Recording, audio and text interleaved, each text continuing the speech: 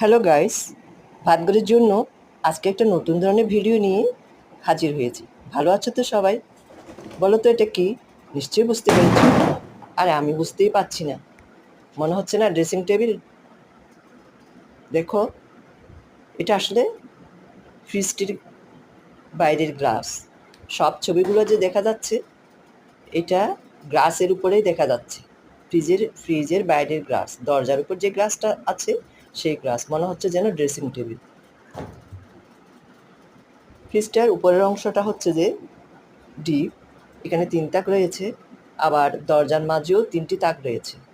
বিশেষ করে আমি যখন সস বানাই কিংবা আচার করি, এই আচারগুলো আমি ডিপ ফ্রিজে রাখি অনেক সময়।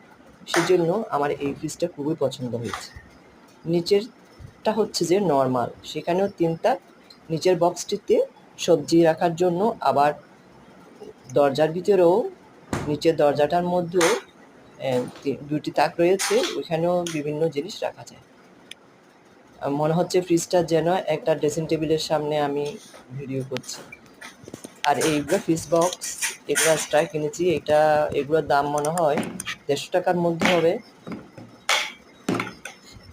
আমার আগের ফ্রিজটা নষ্ট হয়ে যেত নর্মালে, সেজন্য আমি এটা চেঞ্জ করেছি এখন। এই যে আমার সসের বোতল এবং আচার সবগুলো আমি নর্মালে রাখি।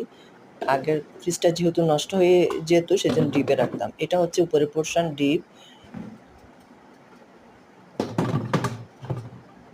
হ্যাঁ, ডিপে আমি তরকারি থাকলে কিছু তরকারি, বাসি তরকারি রাখি, এবং মাছ, মাংস, এগুলো এখানে ৩ তাক রয়েছে।